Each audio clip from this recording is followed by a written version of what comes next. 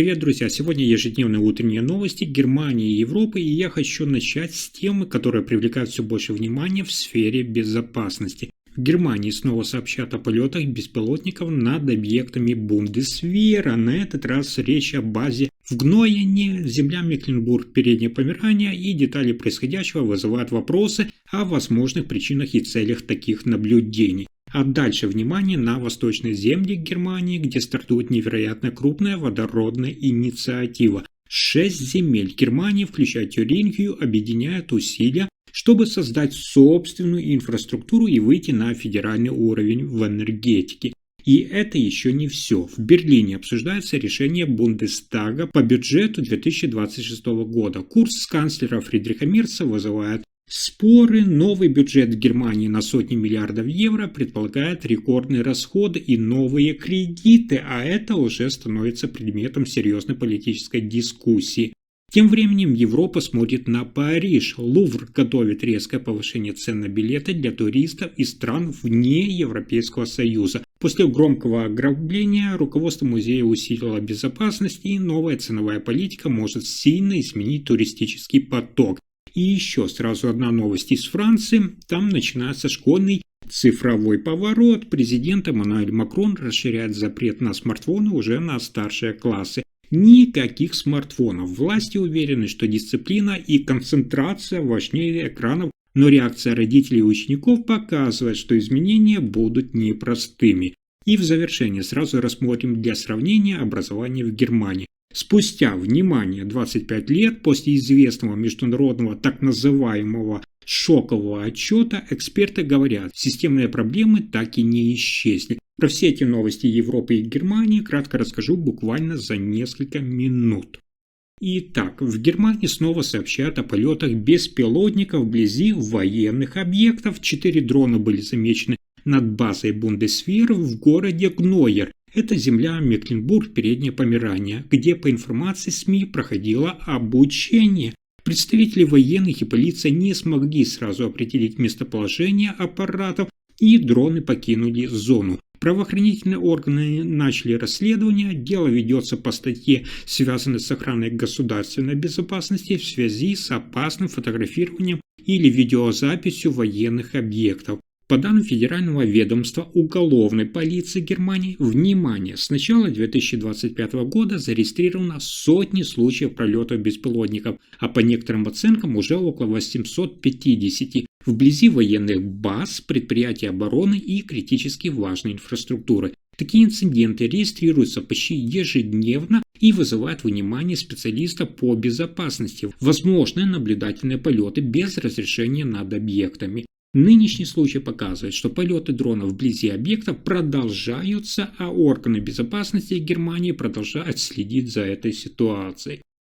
Следующая новость – одна из самых важных для Германии. В некоторых восточных землях Германии стартует масштабная инициатива по развитию водородной инфраструктуры. 6 восточно-германских земель решили вместе построить распределительную сеть, которая даст муниципалитетам, промышленности и бизнесу доступ к водороду. В основе лежит новая исследовательская работа, призванная определить, где в регионе есть ресурсы для производства водорода и как наиболее выгодно подключить земли к запланированной общефедеральной водородной магистрали, которая должна быть готова, напомню, к 2032 году. Сейчас председательство в инициативе принадлежит земле Тюрингия. Именно от ее министра поступило заявление о запуске этого исследования. Регион уже демонстрирует первые конкретные шаги. В городе Эрфурт работает завод, производящий электролизеры. Это оборудование для выпуска зеленого водорода. Например, один из проектов предусматривает выработку водорода для сталелитейного предприятия мощностью 100 мегаватт. Так что переход на более экологичные технологии в промышленности в будущем выглядят реалистичными.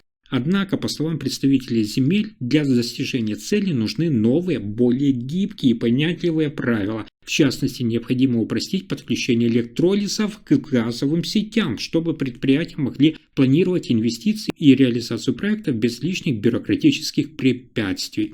Следующая новость связана с обсуждением курса канцлера Фридриха Мерца. Парламент Германии, Бундестаг, одобрил бюджет страны на 2026 год. И здесь внимание, общий объем расходов запланирован почти 525 миллиардов евро.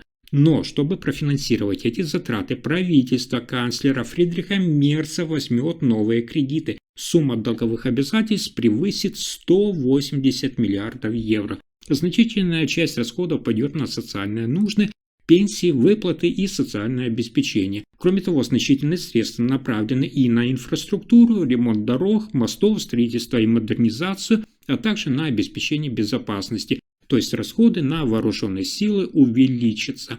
Такое масштабное заимствование возможно благодаря исключениям из правил ограничения долгов, которые я вам рассказывал ранее действовали для Германии. Оппоненты предупреждают, что чрезмерная долговая нагрузка может обернуться проблемами в будущем. Это налогами, бюджетными сокращениями или финансовой нестабильностью. Но сторонники бюджета утверждают, вложения нужны, чтобы обновить инфраструктуру, укрепить безопасность и поддержать социальную систему страны.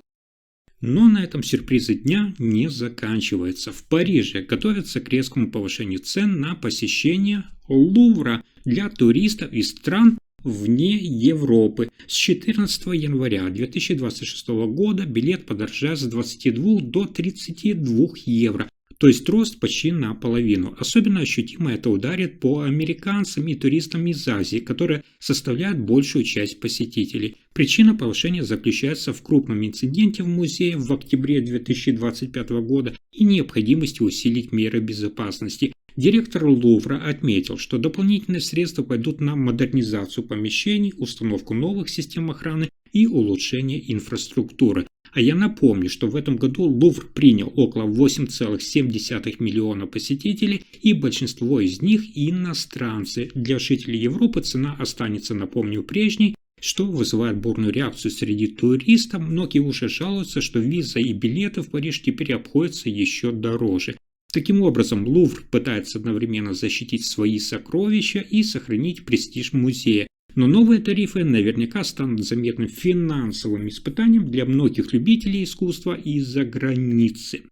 И еще сразу одна новость из Франции. Там начинается настоящий школьный цифровой переворот. Президент Эммануэль Макрон расширяет запрет на мобильные телефоны. Теперь телефоны запрещены не только в младших классах, но и в старших школах. Каждый ученик будет сдавать свой смартфон на хранение на весь учебный день. Власти отмечают, школа предназначена для учебы, а не для постоянного использования уведомлений из соцсетей. Эксперимент показал, что классы стали тише, дети меньше отвлекаются, уменьшилось количество конфликтов, связанных с гаджетами. А дальше тогда давайте посмотрим, что в школах Германии. А Германия продолжает сталкиваться с серьезными проблемами в системе образования. Уже прошло 25 лет после того так называемого шокового отчета по международным тестам, когда стало ясно, школы страны отстают по уровню знаний от других стран Европы. Тогда обещали реформы, новые программы и улучшение подготовки учителей. Но сегодня многие из этих инициатив фактически забыты. Что здесь главное? Это системная проблема. Многие ученики не усваивают базовые навыки по математике и немецкому языку, учителям не хватает подготовки, а качество уроков остается низким. Даже те успехи, которые были после первых реформ, постепенно исчезли. Последствия уже заметны. Выпускники вступают во взрослую жизнь с недостающими знаниями, что влияет на экономику и социальную сферу. Эксперты предупреждают, без срочных изменений, таких как инвестиции в школы, обучение педагогов и дополнительная поддержка для детей, ситуация будет ухудшаться. Помните тот известный лозунг в Германии «Мы справимся», когда-то символизировавший надежду на реформы, сегодня звучит как риторический вопрос «А справились ли?». Судя по результатам, ответ пока отрицательный. На этом пока все. Вы слушали последние новости Германии. Если информация оказалась полезной, ставьте лайк, подписывайтесь на канал и делитесь видео. Спасибо за просмотр.